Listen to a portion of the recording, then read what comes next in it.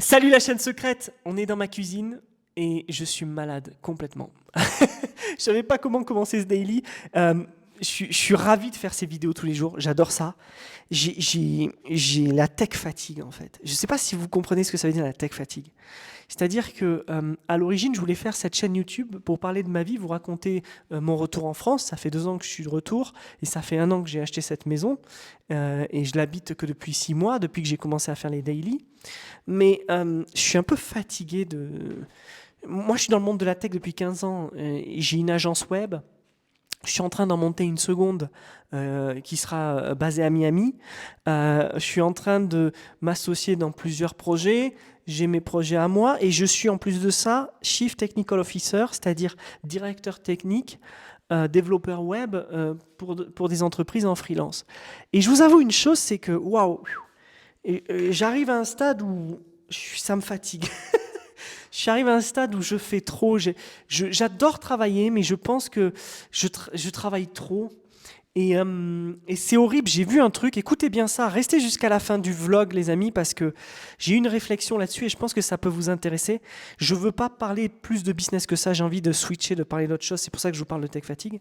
Mais j'ai lu un truc qui m'a choqué, c'est que dans 20 ans, ceux qui se souviendront que tu as passé 12 heures par jour au travail, ce seront tes enfants. Oh là là, quand j'ai lu ça, j'ai eu envie, vous savez, j'ai eu envie d'ouvrir la fenêtre comme ça là et de sauter quoi. J'en pouvais plus. Je me disais mais merde quoi. C'est horrible parce que moi mes enfants ils ont que 2 et 3 ans et je pense que l'entière majorité de leur vie je l'ai passé à travailler à 12 heures par jour, même les week-ends, même en vacances et tout. Et vous voyez, il y a un switch qui est en train de se faire actuellement dans la société. Je pense qu'il y a beaucoup de gens qui se rendent compte que le travail c'est pas du tout le centre de la vie. Le problème, c'est que pour vivre, il faut travailler. Et donc, je ne sais pas comment la société va s'arranger avec ça. Mais en tout cas, je peux vous dire une chose, c'est que, en tout cas, économiquement parlant, j'en parlais avec Manu hier. Manu, si tu passes par là, je te fais le salut. Manu, c'est quelqu'un que je connais bien et qui en fait, est un esprit, en fait, c'est un esprit, cette nana. C'est une des personnes les plus conscientes que je connaisse. Et quand je veux dire consciente, c'est-à-dire qui se voile pas la face sur plein de choses. Elle croit plus en la politique.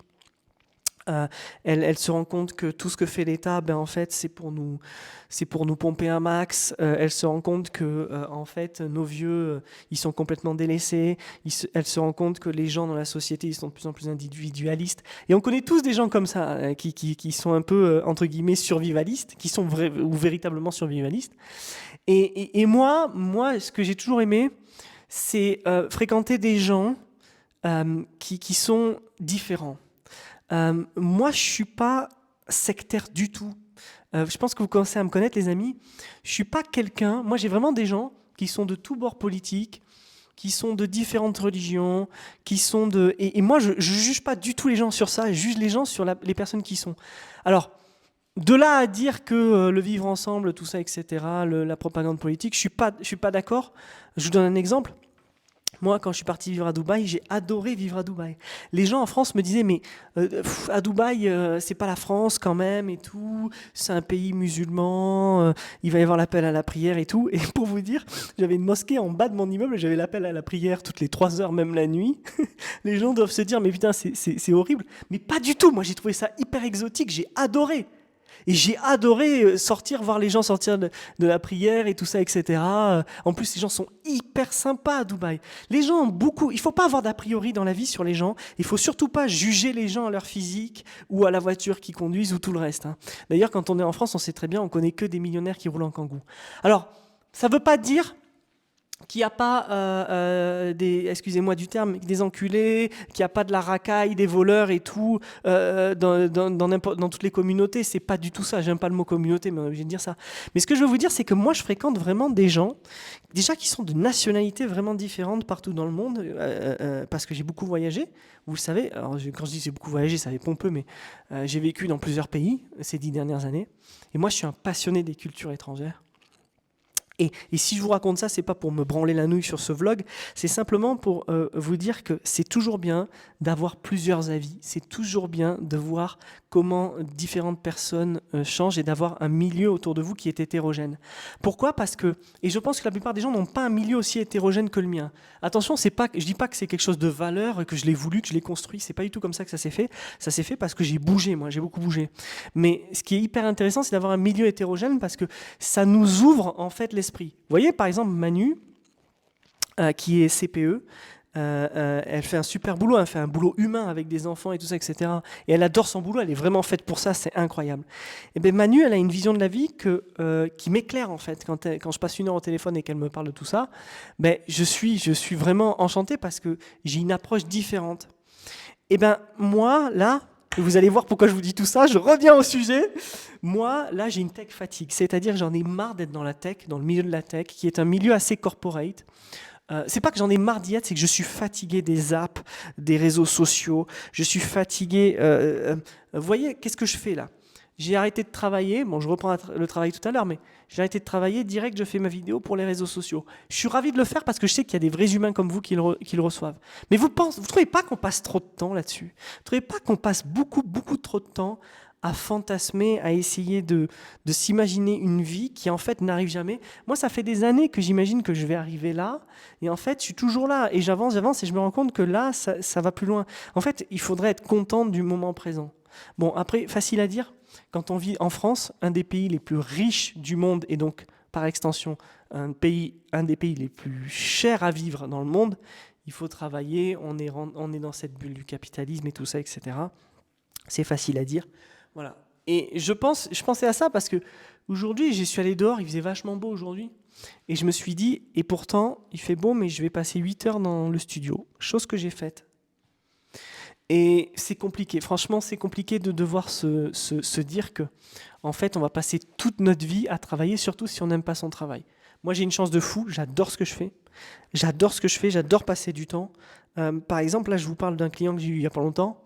Il m'a payé un forfait pour faire son app.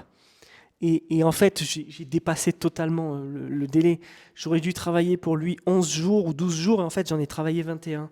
Et j'ai touché le même forfait. Bon, je vais vous dire une chose, c'est pas grave, je m'en fous parce qu'on a fait une tuerie, je suis trop content de ce qu'on a fait, d'accord? Ça veut pas dire que je fais pareil avec tout le monde et tout. D'habitude, il faut dépasser un tout petit peu 1 ou 2 jours et le prévoir à l'avance en tant que freelance. Ce que je viens de vous dire, faut absolument pas le faire. Je l'ai fait parce que j'ai voulu le faire, parce que j'adore ce que je fais. Mais c'est, en point de vue d'une entreprise, c'est pas rentable de faire ce genre de choses. Mais ce que je veux dire par là, c'est que, en fait, à la fin de la journée, il faut que vous sachiez pourquoi vous faites ce que vous faites. C'est vraiment important. Et c'est pour ça que cette tech fatigue là, ça commence à m'user un petit peu parce que je sais que je fais ça parce que j'aime ça, mais c'est pas une finalité. Je pense que je me retrouverai encore à 70 ans à faire ça si ça continue. Et vous savez quoi, je vais vous dire une chose, je pense que j'ai pas envie de faire ça toute ma vie. Je vous le dis. Je pense que j'ai pas envie de faire ça toute ma vie. Je pense que j'ai envie de faire autre chose. Alors je sais pas, ce sera peut-être dans la tech, mais ce sera certainement pas du développement de la technique ou quoi. Je sais pas, peut-être que en fait, je vais, je sais pas, peut-être qu'à un moment je vais bifurquer. Et je pense que beaucoup de gens veulent bifurquer aussi. Peut-être me bifurquer sur un business physique, sur un endroit, un café, je sais pas, n'importe quoi, même si c'est pas du tout rentable, mais un truc qui apporte quelque chose d'une autre façon. Voilà. Alors, pour ceux qui me connaissent et qui me suivent, si vous êtes arrivé jusqu'à ce moment du vlog, mettez un emoji livre, parce que vous savez que j'écris des livres et je voulais me remettre à réécrire des livres. Et je vous avoue qu'en fait, le business a tellement pris le pas dessus ces derniers mois que je ne sais même pas si en 2026, j'aurai le temps d'écrire des livres. Mais je pense que ça va se refaire. En tout cas, voilà, je pense à plein de gens qui regardent ce vlog. Je pense notamment à Johan qui m'a écrit aujourd'hui, j'ai pas eu de tes nouvelles, Johan. Tu m'as demandé quelque chose et je t'ai répondu, mais tu m'as toujours pas répondu. Je me demande, qu'est-ce que vous pensez tous, Johan, Ramzi, David, c'est quoi votre perspective en fait pour 2026? Même Pierre, je sais que Pierre il suit beaucoup le vlog. Virgile, si tu regardes ça, dites-moi ce que c'est votre perspective, parce qu'en fait, je vous avoue un truc, c'est que en cette période d'instabilité économique, politique et tout, et le fait de me questionner vraiment sur est-ce que j'ai bien fait de revenir en France, c'est quoi votre perspective d'avenir, quoi? Et même si vous regardez ce vlog et que vous avez jamais commenté, les amis, dites-moi quel est votre objectif pour l'année, quoi, en une phrase. Je suis vraiment curieux de savoir et quelle est votre vision. Je pense que beaucoup de gens ont le même objectif, les amis, c'est-à-dire gagner plus d'argent, essayer d'avancer économiquement parlant, tout ça, etc. C'est un peu vide. Je suis désolé de vous le dire d'avance, mais c'est un peu vide. Et je pense que tout ça, c'est lié au milieu corporate, professionnel, dans lequel beaucoup d'entre nous sommes depuis des années. Et beaucoup de gens qui me suivent d'ailleurs viennent de LinkedIn, je le sais.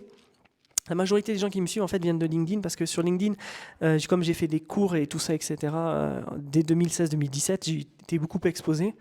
Dites-moi où vous en êtes en fait professionnellement et où est-ce que ça vous amène. Les amis, c'est un vrai plaisir. Je vous laisse, à demain.